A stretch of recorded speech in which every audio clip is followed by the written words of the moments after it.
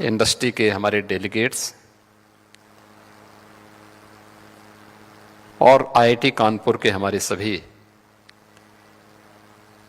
युवा, ऊर्जा से भरपूर छात्र छात्राएं और उपस्थित बहनों और भाइयों,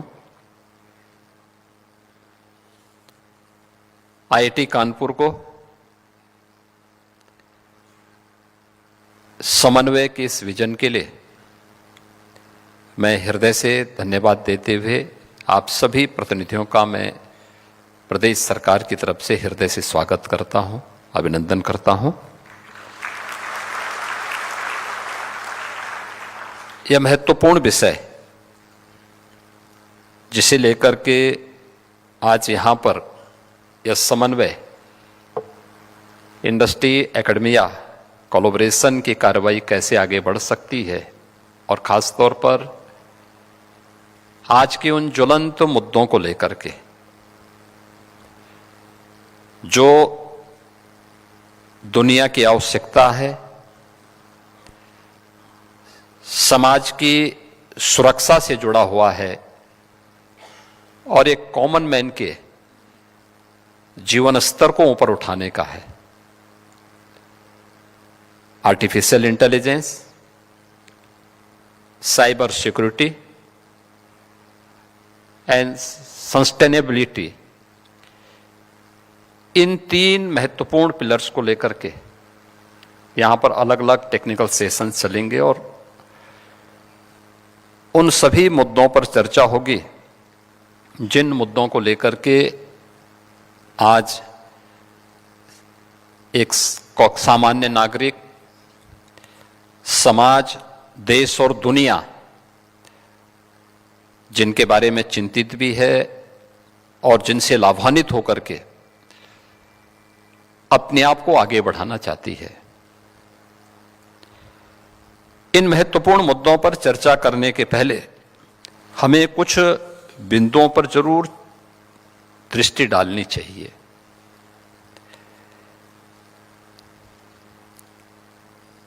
हम लोग जब भारत की बात करते हैं, कुछ लोगों को लगता है कि क्या भारत ये कर सकता है। मुझे लगता है कि यहां पे जितने भी हमारे फैकल्टी मेंबर्स हैं यहां पर, वे सब इस बात को देखते होंगे, जानते होंगे कि पूरी दुनिया के अंदर, दुनिया की अर्थव्यवस्था में 17वीं सदी तक भारत का जो हिस्सा था वह नंबर 1 पर था। भारत दुनिया की सबसे बड़ी अर्थव्यवस्था थी। आज से 300 वर्ष पहले भारत दुनिया की नंबर 1 की अर्थव्यवस्था थी। ग्लोबल जीडीपी में भारत का जो कंट्रीब्यूशन था वह 25% था।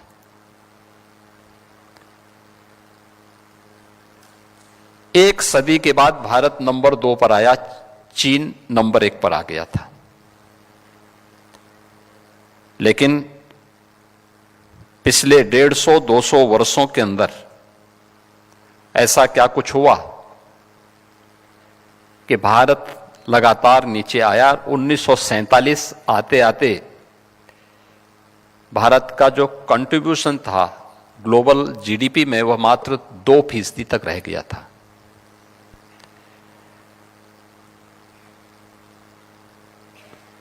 पिछले 11 वर्ष में आपने बदलते हुए भारत को देखा है।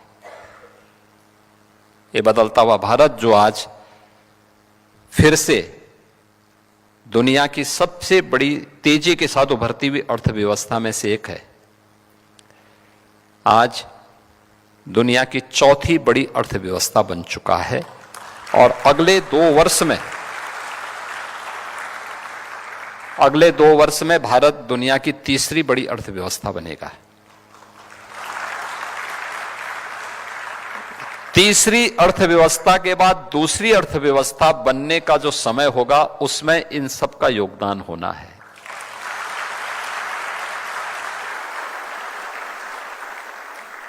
और वह समय हमारे लिए होगा विकसित भारत का।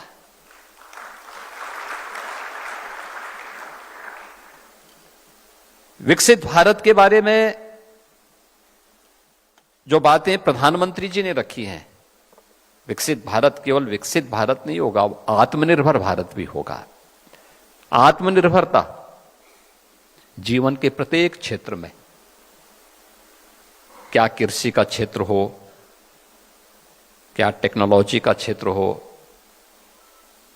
क्या जीवन की उन सभी आवश्यकताओं की दृष्टि से जिसको लेकर के आज भारत जिन चुनौतियों का सामना कर रहा है, जो चुनौतियां हमारे सामने हैं, उन चुनौतियों का सामना करने के लिए हम लोगों को कैसे कार्य करना है, इस पर अवश्य हमें विचार करना होगा। और यह इसलिए भी महत्वपूर्ण है, भारत ने इससे पहले ये सब करके दिखाया है। आज जब मैं आईआईटी कानपुर में आया हूं, आईआईटी कानपुर का अपना एक गौरवशाली इतिहास रहा है और पिछले लगभग 6 दशक में आईआईटी कानपुर ने देश के अंदर टेक्नोलॉजी के क्षेत्र में देश को बहुत कुछ देने का प्रयास किया है। अभी मैं पिछले सप्ताह नोएडा के एक सेंटर में गया था।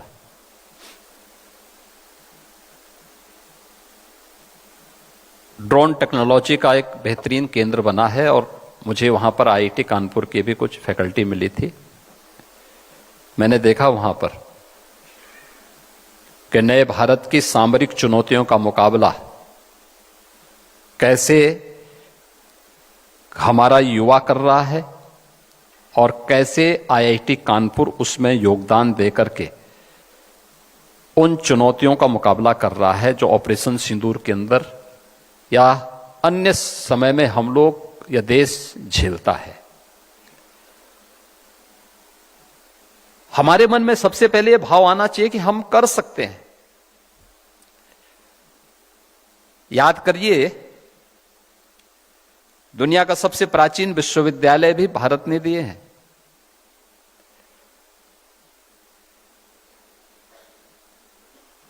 अभी मैं यहां पर आने के पहले मैंने एक एरियल सर्वे किया, यहां के सेंटर ऑफ एक्सीलेंस मिडटेक का जो एक सेंटर बन रहा है,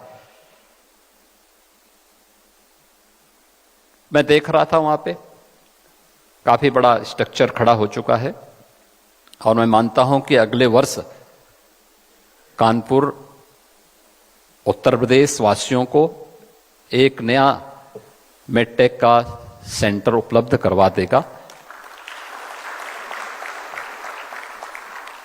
मैं इस बात को उस समय भी इस बात को अनुभव कर रहा था कि ये चीजें बहुत पहले होनी चाहिए थी।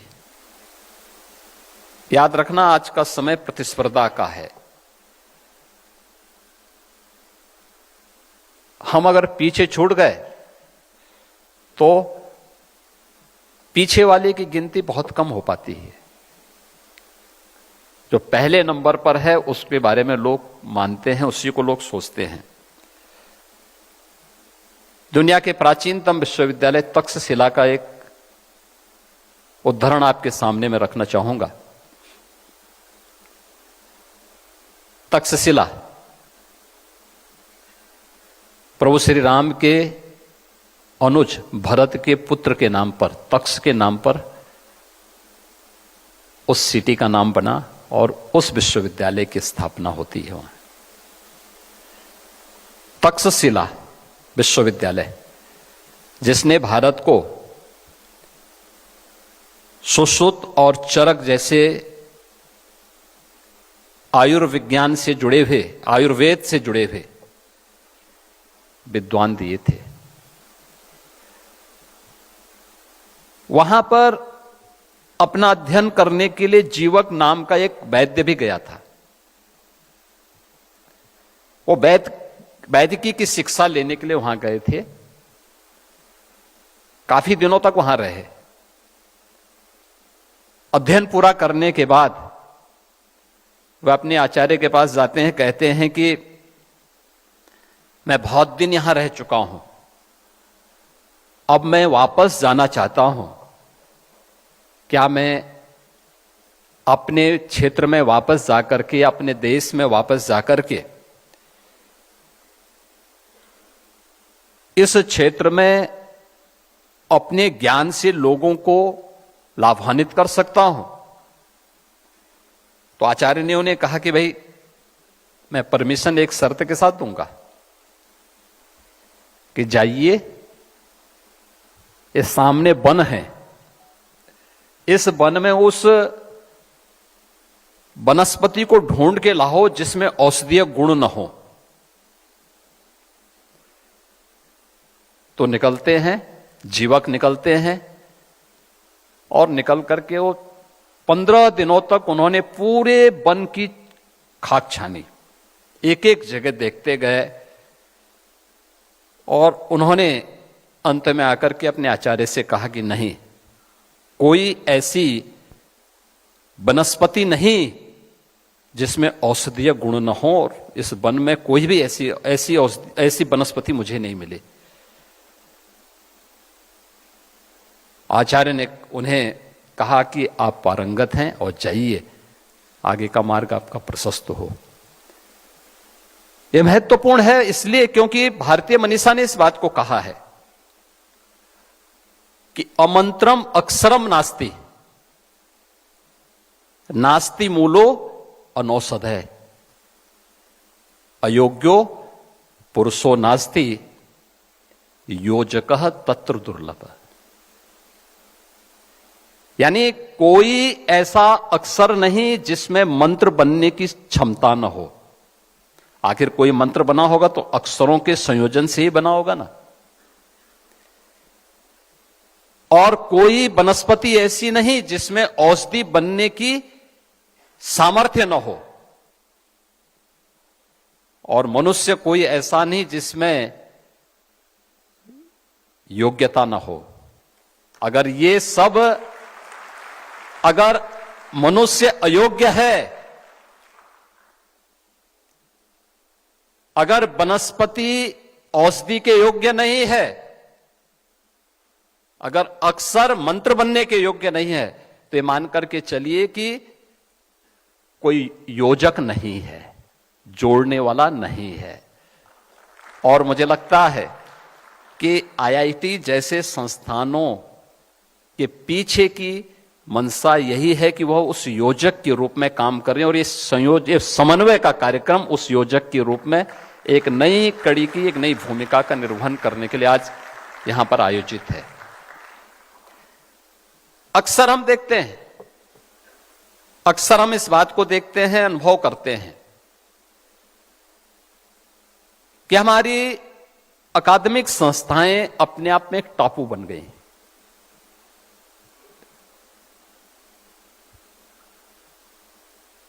और हम लोग भी 2017 में हमारी सरकार बनी, पहले 3 वर्ष तक हम लोग भी बहुत ज्यादा संस्थाओं से बहुत हम लोगों का कनेक्शन नहीं था।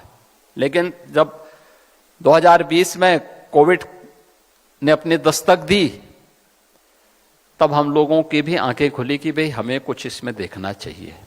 और तब आईआईटी कानपुर के साथ हमारे फिर बेहतरीन संबंध बने, क्योंकि लोग बोलते होंगे कि कोविड का आईआईटी कानपुर से क्या संबंध है।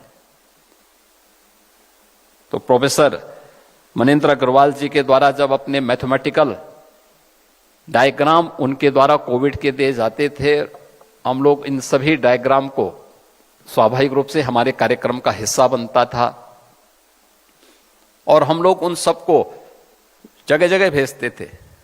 पीएमओ में भी जाता था, अन्य जगह जाता था। तो पीएम साहब ने पूछा मुझसे कि प्रोफेसर मनिंद्र अग्रवाल, मैंने कहा हाँ, आईआईटी कानपुर से। अन्य चीजों के बारे में भी चर्चा होने लग गई। हमें लगा कि आईआईटी कानपुर जो आकलन कर रहा है, परिणाम उसके नजदीक हैं या उसी के अनुरूप हैं, और कोविड को नियंत्रित करने के लिए हमारी जो टीम काम कर रही थी उसको बड़ी मदद मिलती थी उससे। फिर हमने इस कोलैबोरेशन को आगे बढ़ाया, और आज खैर यद्यपि हमें यहां पर डिफेंस मैन्युफैक्चरिंग कॉरिडोर में भी आईआईटी कानपुर सपोर्ट कर रहा है, सहयोग कर रहा है। और मेट्रिक का जो सेंटर ऑफ एक्सीलेंस आपका बन रहा है, उसमें भी हम लोग इसीलिए स्टेट गवर्नमेंट को जोड़े हैं कि राज्य सरकार भी उसमें सहयोग कर सकें, क्योंकि उत्तर प्रदेश इस दिशा में बहुत कुछ योगदान दे सकता है। देश की आबादी का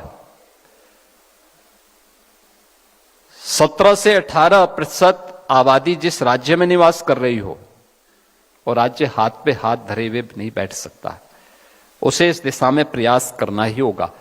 और फिर हम लोगों ने जब इस क्षमता को देखा है, आज मुझे अच्छा लगा कि समन्वय का यह कार्यक्रम आईआईटी कानपुर और इंडस्ट्री लीडर्स के बीच में या उनके प्रतिनिधियों के बीच में आज यहां पर आयोजित हो रहा है।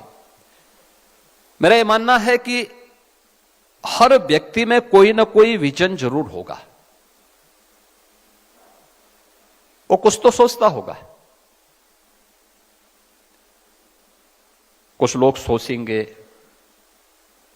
कुछ लोग उसमें कुछ कदम आगे बढ़ेंगे, और कुछ लोग उसको पूरी तरह लागू करने के लिए अपने आप को तैयार कर पाएंगे।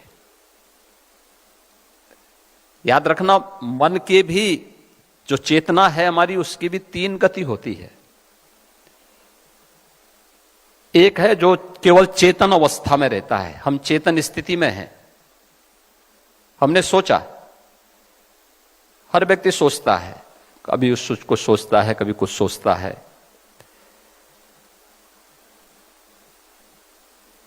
व्यक्ति के जो विचार आते हैं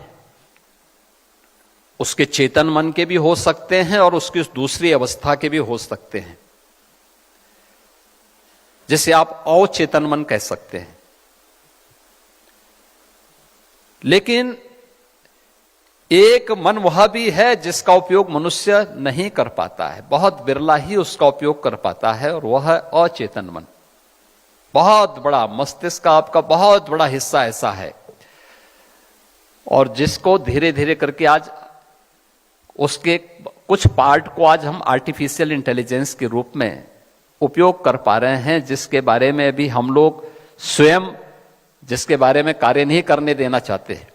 मन को बहुत दबाव डालने में हम लोग घबराते हैं, तो उसका उपयोग वहां से हो रहा है। लेकिन हमें इस बात को याद रखना होगा कि टेक्नोलॉजी मनुष्य के लिए है, मनुष्य टेक्नोलॉजी के लिए उस हद तक नहीं है कि वो हमें हाँकने लग जाए, हमारे द्वारा चालित हो, हम उसको चलाएं मानवता के हित में, अपने देश के हित में।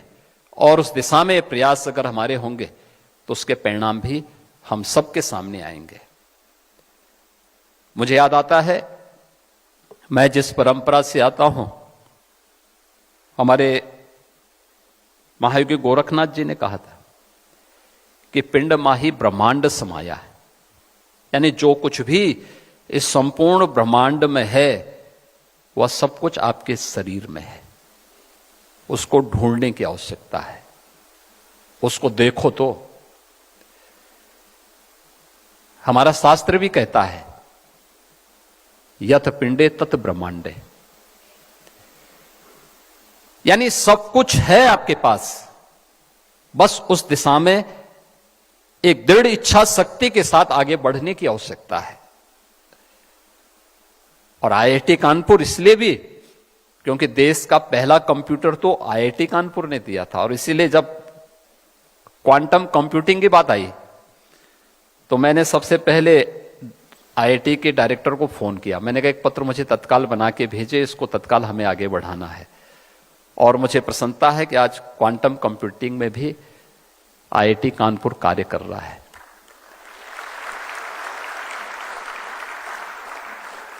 याद रखना, क्वांटम कंप्यूटिंग के लिए यह आईआईटी है। आप लोग यहां पर साइंस में भी काम कर रहे हैं, टेक्नोलॉजी में काम कर रहे हैं, इंजीनियरिंग में, मैथमेटिक्स में, सब में काम कर रहे हैं। मैथमेटिक्स का कर्माकर थ्योरी भारत की ही एक मैं गणितज्ञ ने दी है। और मुझे लगता है कि कर्माकर इस समय काफी बड़ी उम्र के हो चुके हैं और मेरा प्रयास होगा कि मैं उनको IIT कानपुर के साथ जोड़ूं। आप देखना, क्वांटम कंप्यूटर से भी बेहतर कंप्यूटर वो देने की सामर्थ्य रखते हैं। उनकी थ्योरी को थोड़ा आप देखिए कभी, उसकी स्पीड, अगर आप कभी उसके बारे में जानेंगे आप उसको आगे बढ़ा सकते हैं। वे इस दिशा में बहुत बड़ा योगदान आपका कर सकते हैं और दुनिया को एक नया अनुभव आप करा सकते हैं। कर्माकर थ्योरी इसमें बहुत बड़ी भूमिका का निर्वहन कर सकता है। अब थोड़ा सा उस दिशा में आगे बढ़ने की आवश्यकता है। लेकिन आज इंडस्ट्री की जो आवश्यकता है, इन 3 महत्वपूर्ण विषयों को लेकर के हमने पिछले 8 साढ़े 8 वर्ष के अंदर प्रधानमंत्री मोदी जी के नेतृत्व में उत्तर प्रदेश के अंदर, आप में से ज्यादातर लोगों ने उत्तर प्रदेश को बदलते हुए देखा होगा और उत्तर प्रदेश के अंदर पिछले 8 साढ़े 8 वर्ष के अंदर जो कुछ भी हम परिवर्तन करने में सफल हुए हैं, आदरणीय प्रधानमंत्री जी के मार्गदर्शन में, उनके विजनरी लीडरशिप में हम लोगों ने उस दिशा में जो कार्य बढ़ाए हैं उसके बेहतरीन परिणाम भी हम सबके सामने आए हैं। हम मानते थे 2017 के पहले एक निराशाजनक वातावरण था। लोगों के मन में लगता था कि ये सब नहीं हो सकता है। देश के अंदर भी धारणा बन चुकी थी कि उत्तर प्रदेश सुधरने वाला नहीं है।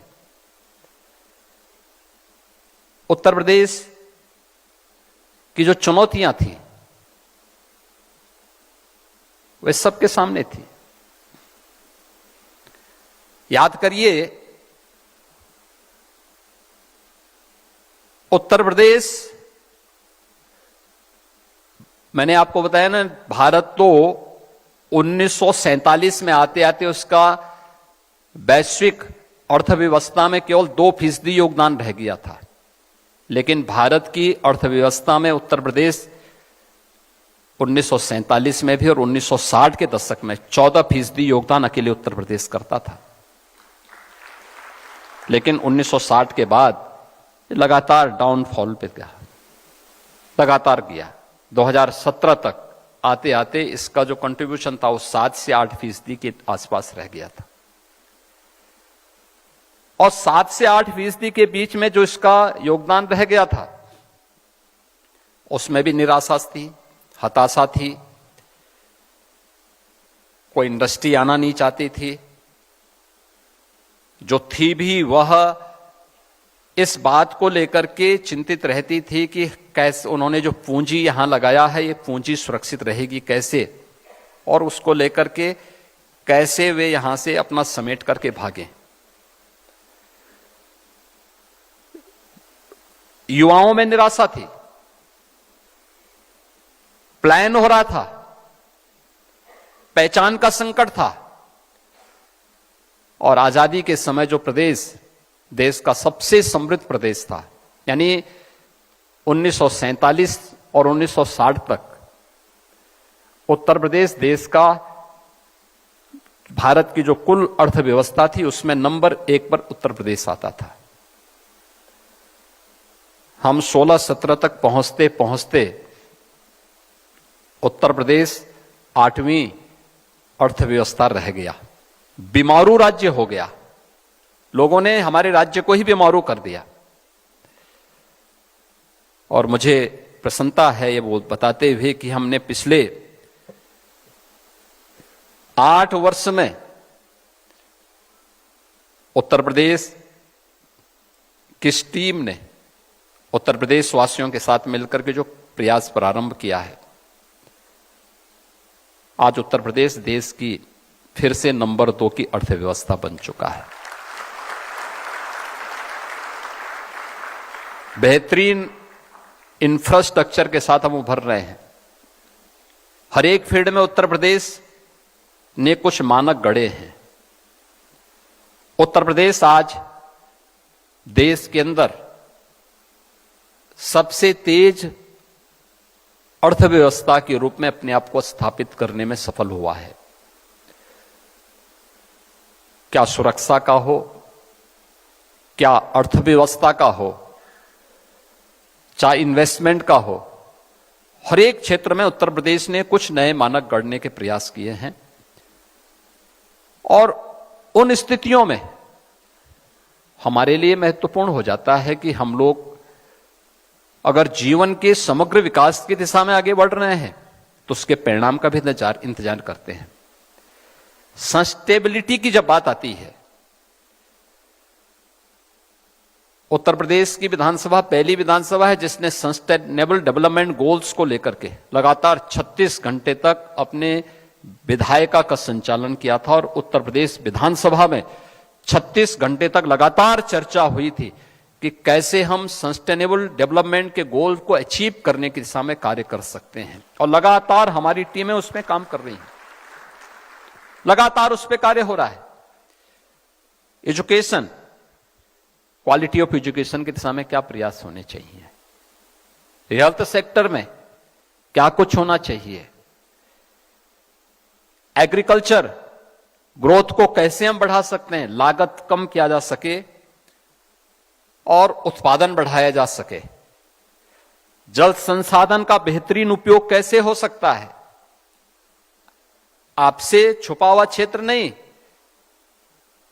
कानपुर के बाद आप जब जाएंगे तो यमुना नदी के उस पार आपको जो क्षेत्र देखने को मिलता है वह बुंदेलखंड का क्षेत्र है। सूखा था, पलायन था, अव्यवस्था थी और इस अव्यवस्था में वहां डकैतों का साम्राज्य चलता था, दिन दहाड़े अपहरण होता था। मैं जब मुख्यमंत्री बनने के बाद झांसी में पहली बार गया तो लोगों ने मुझे सूखे की शिकायत की, कहा साहब पानी नहीं आता। मैं चित्रकूट में गया तो उन लोगों ने मुझसे कहा, मैंने उनसे कहा, मैंने कहा चित्रकूट तो इतना, ये भगवान राम के समय से चित्रकूट, भगवान राम जब वनवास उनको हुआ था तो चित्रकूट को ही उन्होंने वास बनाया था और इतनी अव्यवस्था कैसे, कुछ भी नहीं है। उन्होंने कहा साहब कौन रहेगा यहां पे, यहां तो डकैत अपहरण कर देते हैं।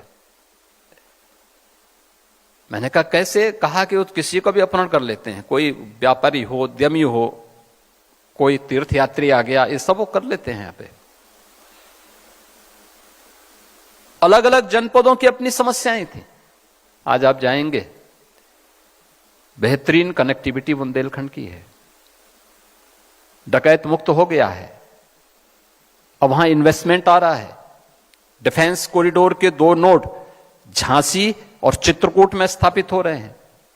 हर घर नल पहुंच चुका है और हर खेत को पानी पहुंच रहा है वहां पे। ये चेंज आया है। आप आश्चर्य करेंगे, महोबा उसी बुंदेलखंड का एक जनपद है। एक पेयजल की, एक सिंचाई की स्कीम थी, 30 सालों से लंबित थी। हम लोगों ने एक समय सीमा में उसको पूरा किया। पूरा करने के बाद हमने एक टीम को लगाया। हमने कहा भी देखो इस स्कीम के आने के पहले, स्कीम के आने के बाद क्या परिवर्तन हुआ है वहां के किसानों के जीवन में, आम नागरिक के जीवन में। और जब परिणाम मेरे सामने आए, आप आश्चर्य करेंगे कि एक किसान जो वहां पर अपना 1 बीघा लैंड 5,000 रुपए कमाता था साल में, आज वही किसान 50,000 रुपए साल में कमा रहा है। ये 10 गुने की जो वृद्धि हुई है, ये केवल एक किसान की आमदनी में नहीं हुई है, उत्तर प्रदेश की आमदनी में हुई है, राज्य की आमदनी में हुई है, नेशनल जीडीपी में उसने योगदान दिया है। ये विकसित भारत के लिए हर एक सेक्टर को हमें चिन्हित करना पड़ेगा। पर्यावरण के लिए क्या कुछ हम करना चाहते हैं,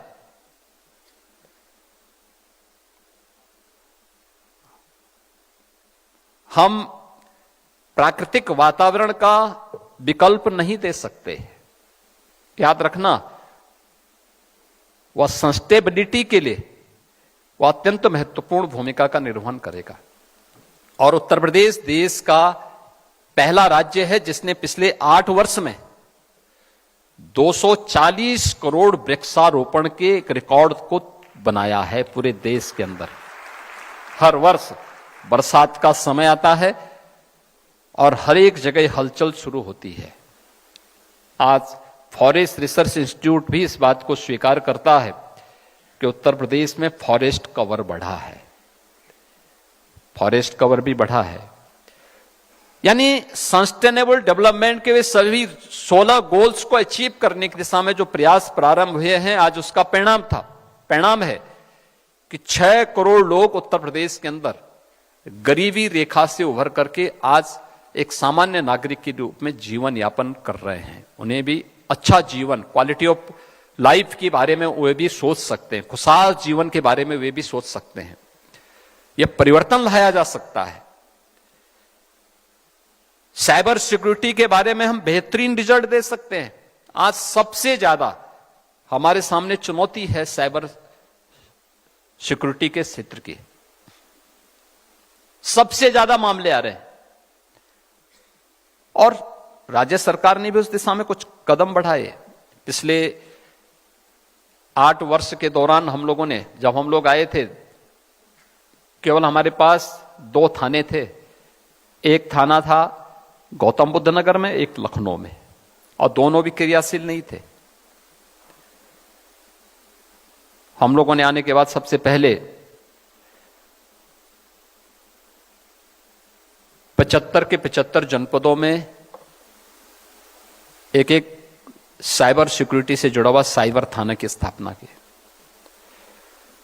फिर हमारे जो 1583 थाने थे राज्य भर के, इन सभी में साइबर हेल्प डेस्क भी दिया। और उत्तर प्रदेश के अंदर कानून के राज की स्थापना की दिशा से अपनी state forensic and cyber security का इंस्टीट्यूट की भी स्थापना राज्य के अंदर करते हुए आज वहां पर बेहतरीन इकोसिस्टम को डेवलप किया है। लेकिन अभी इसमें बहुत कुछ किए जाने की आवश्यकता है। अभी इस दिशा में बहुत कुछ करने की गुंजाइश है और उस दिशा में हम लोग आईआईटी कानपुर के भी संपर्क में हैं और आईआईटी कानपुर से भी सहयोग की अपेक्षा रखते हैं। हर एक क्षेत्र में बहुत कुछ करने की गुंजाइश है और मेरा मानना है कि यह एक नया फील्ड होगा जिसमें हमें कार्य करने की आवश्यकता है। उसमें खासतौर पर मैं इस बारे में आज कहूंगा कि आईआईटी कानपुर इस दिशा में प्रयास करे कि हम लोग भारत का पहला डीप टेक भारत 2025 की दिशा में आगे बढ़े। एक अच्छा हमारा समिट हो यहां पर जो डीप टेक भारत को लेकर के कार्य कर सके और आईआईटी कानपुर को इसका सेंटर बनाया जाना चाहिए। हम लोगों ने इस दिशा में गौतम बुद्ध नगर जनपद में कुछ लैंड भी अलॉट की है और मैं चाहूंगा कि आईआईटी कानपुर अगर उसको लीड करे तो वह ओवरऑल पूरे देश के अंदर एक नई उन जो हमारी आज की जो चुनौतियां हैं उन चुनौतियों की दिशा में हम सबको एक नया एक लीडरशिप देने की सामर्थ्य आईआईटी कानपुर में है। उस जो युवाओं के मन में एक आशंका है उस आशंका को हम दूर कर सकते हैं जिसमें हम लोग काफी इसमें कार्य कर सकते हैं। इसके लिए आपके लिए डीआरडीओ, इसरो और भी अन्य संस्थाएं बेहतर सहयोग करने के लिए आगे आ सकती हैं। मैं साथ ही यहां पर जो हमारे इंडस्ट्री से जुड़े हुए डेलीगेट्स हैं, उनके लीडर्स हैं, उनसे भी मैं आग्रह करूंगा, याद रखना कि हमें तात्कालिक रूप से भले ही ये लगता हो कि हमारा मुनाफा हमें आगे बढ़ा देगा, हमारा प्रयास होना चाहिए कि मुनाफे का भी हमें एक बड़े पार्ट का उपयोग इनोवेशन के लिए एंड रिसर्च एंड डेवलपमेंट के लिए आगे बढ़ाना चाहिए। देना चाहिए, उसमें कंट्रीब्यूशन अपने स्वयं के उस फील्ड में आगे बढ़ने के लिए तैयार होना पड़ेगा। मैं आईआईटी कानपुर से इस बारे में कहूंगा कि इनको एक बड़े सेंटर के रूप में अपने आप को स्थापित करना चाहिए, जो खास तौर पर मॉडल स्टडी के बारे में इंस्टीट्यूशन को बता सके। जो मैंने पहले भी कहा कि हमारी संस्थाएं ज्यादातर माहौल न होने के नाते उस बीमारी से ग्रसित हो गई थी जो उत्तर प्रदेश के अंदर एक ठप्पा लग गया था बीमारू राज्य का। वे टापू बन गई अपने आप में, उनका किसी से कोई संबंध नहीं, कोई संवाद नहीं। जो सेल्फ फाइनेंस थी तो वे सरकार से केवल मान्यता लेती थी, एफिलिएशन की कार्रवाई करते थे, अपने परंपरागत जो पाठ्यक्रम था उस पाठ्यक्रम के साथ ही झूलते रहते थे, पेंडुलम बनकर के झूलते रहते थे। उन्हें अन्य चीजों से बहुत कुछ, उनका बहुत दूर दूर तक संबंध नहीं रह गया था। और जो गवर्नमेंट से ग्रांट पाते थे या गवर्नमेंट के थे, उनकी इतनी फुर्सत नहीं थी उनके पास, क्योंकि ज्यादातर के अपने अपने दूसरे कार्यों में व्यस्तता हो रहती थी।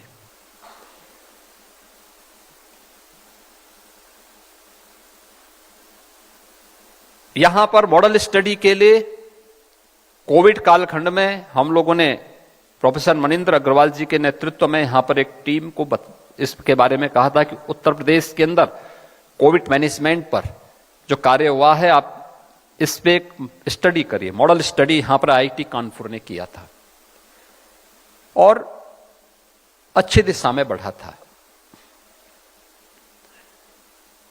हमें अभी इस दिशा में बहुत कुछ करना होगा। जो मैंने आपको बताया था ना, चेतना के जो अलग अलग आयाम हैं, ये भी आपको उसी दिशा में आगे बढ़ाते हैं।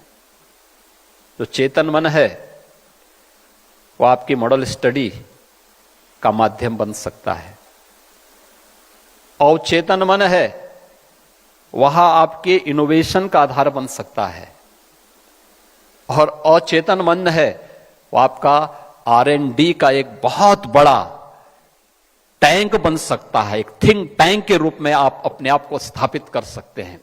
और जिस दिन इन तीनों में बेहतरीन कोलैबोरेशन हम कर पाएंगे, उस दिन भारत फिर से 1947 में प्रधानमंत्री जी के विजन के अनुरूप विकसित भारत के रूप में, आत्मनिर्भर भारत के रूप में और दुनिया की नंबर 1 अर्थव्यवस्था के रूप में अपने आप को स्थापित कर पाएगा। जो 300 वर्ष पहले जो भारत के पास जो सामर्थ्य थी, जो शक्ति थी, उसको भारत फिर से अर्जित कर सकता है।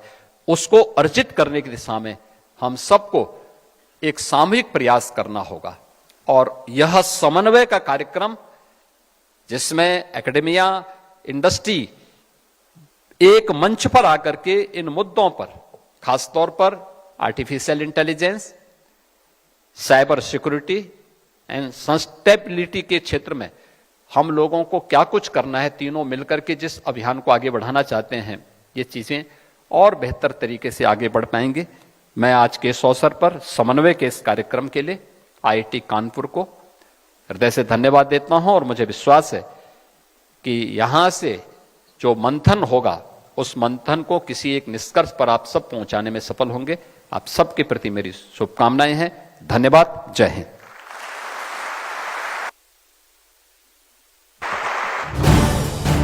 आप